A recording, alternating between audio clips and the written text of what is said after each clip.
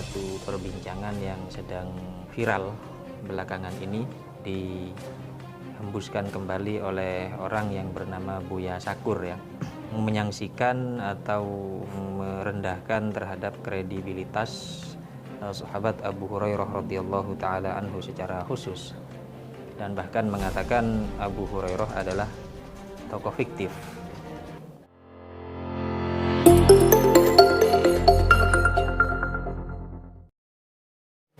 Assalamualaikum warahmatullahi wabarakatuh.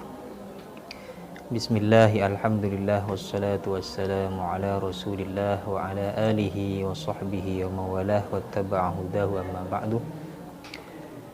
Para pemirsa Pojok Pesantren Channel yang saya hormati rahimakumullah, berjumpa lagi dengan saya Ahyad Ahmad di dalam kajian review kitab. Saat ini kita akan mereview satu kitab berjudul Abu Hurairah Rawiyatul Islam yang dikarang oleh Dr. Muhammad Ajjaj Al-Khatib, seorang ulama ahli hadis kontemporer ya, yang beliau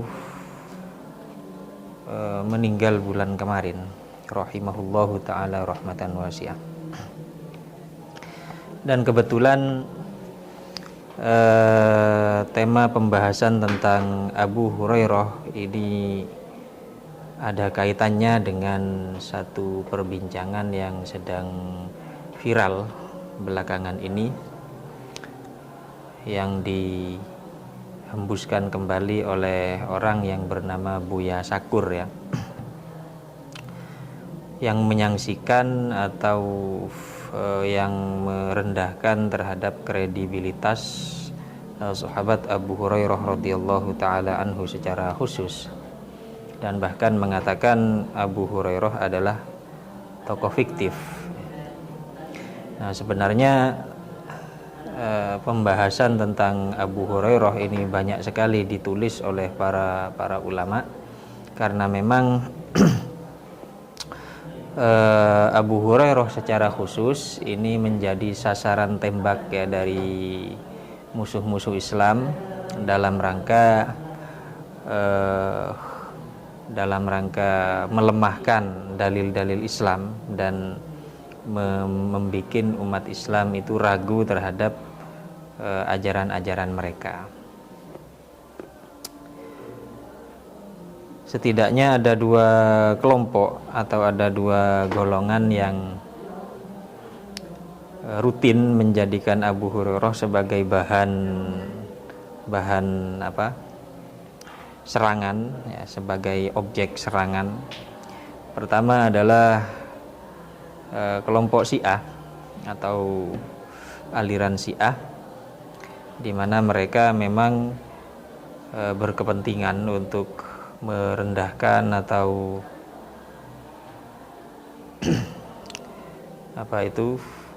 melakukan tajrih ya, melakukan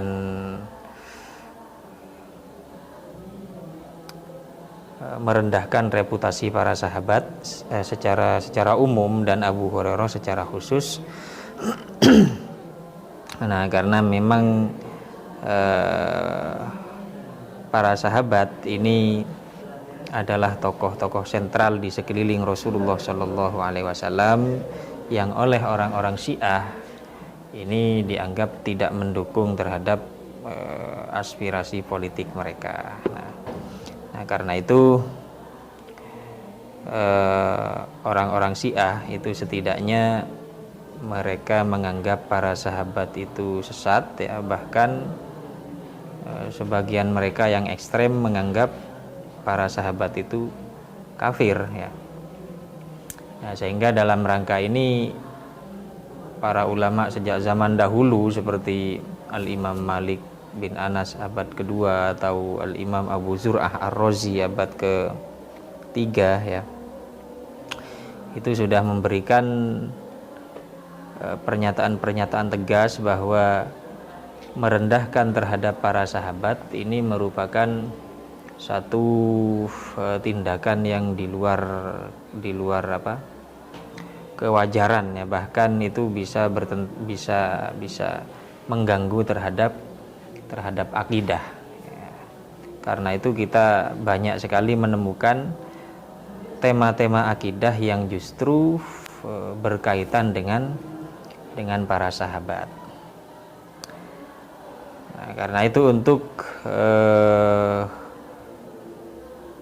di sini saya tidak hanya sekedar mereview, juga tidak sekedar mereview kitab, juga tidak sekedar membahas Abu Hurairah secara khusus, akan tetapi untuk memberikan pemahaman yang agak detail atau komprehensif kepada umat Islam awam.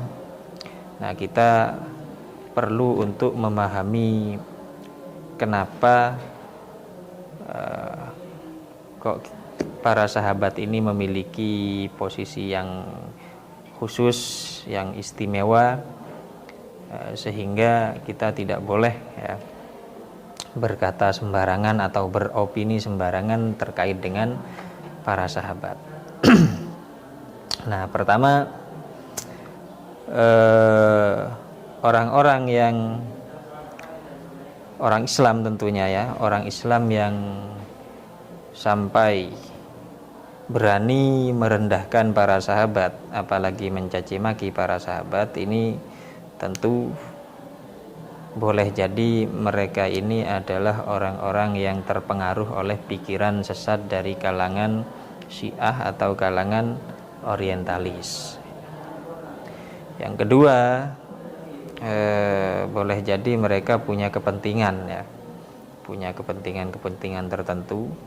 Kemudian yang ketiga, boleh jadi mereka belum tahu atau tidak memiliki cukup ilmu, namun dia kemudian masuk ke dalam tema-tema kontroversial seperti ini. Nah, maka penting sekali bagi kita untuk memahami posisi para sahabat. Jadi umat Islam harus memiliki pandangan yang khusus, pandangan yang lurus dan benar terkait dengan para sahabat Rasulullah Shallallahu Alaihi Wasallam, karena mereka ini adalah orang-orang pilihan ya. Jadi bukan secara kebetulan mereka ini hidup pada masa itu. Karena itu para ulama mengatakan, seandainya pada zaman Nabi itu ada orang yang lebih baik ketimbang Abu Bakar ya, untuk menjadi sahabatnya Nabi ya, tentu orang itu yang akan dijadikan oleh Allah sebagai sahabatnya Nabi, bukan Abu Bakar. Nah, fakta bahwa Abu Bakar dan lain-lain ini adalah orang-orang yang menjadi sahabatnya Nabi, nah ini menunjukkan bahwa mereka adalah orang-orang pilihan. Jadi bukan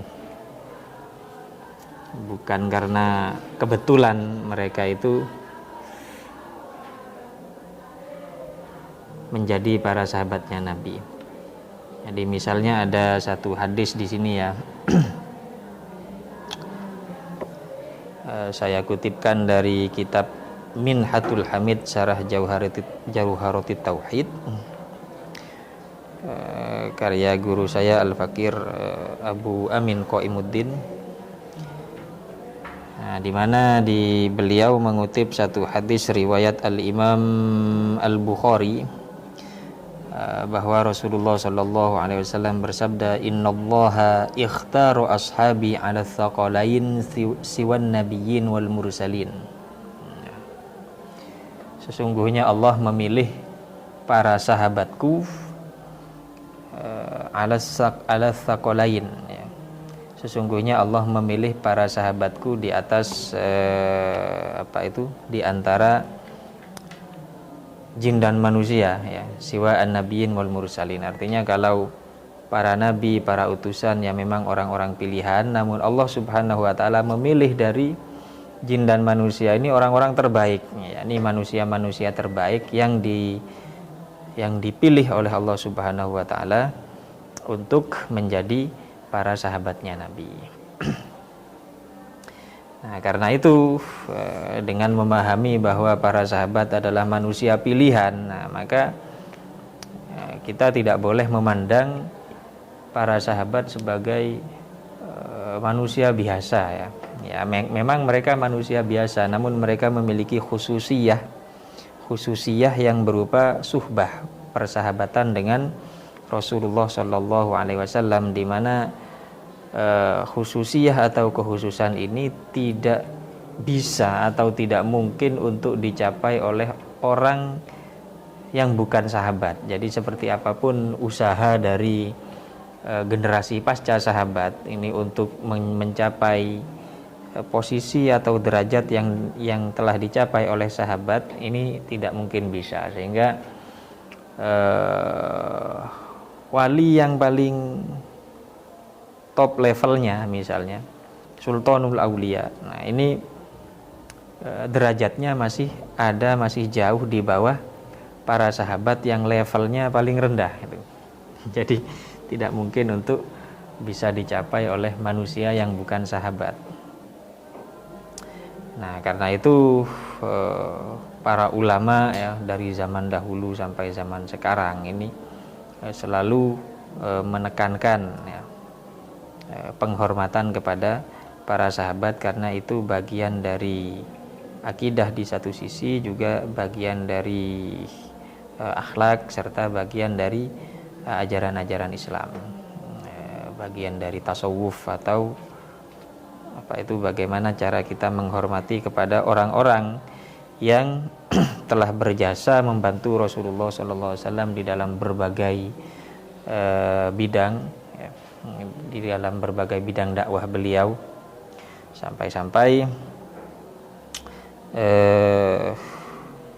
dalam satu video ada video Syekh Ali Jum'ah, mantan mufti Mesir, itu ditanya, apa yang akan Anda lakukan ketika misalnya seandainya Anda hidup di zaman Nabi itu.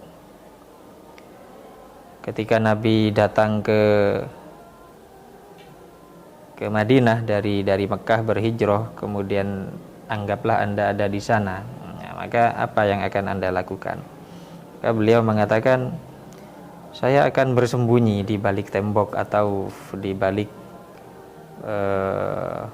rerumputan atau di balik pohon, akan mengawasi Nabi dari jauh. Mengapa? Karena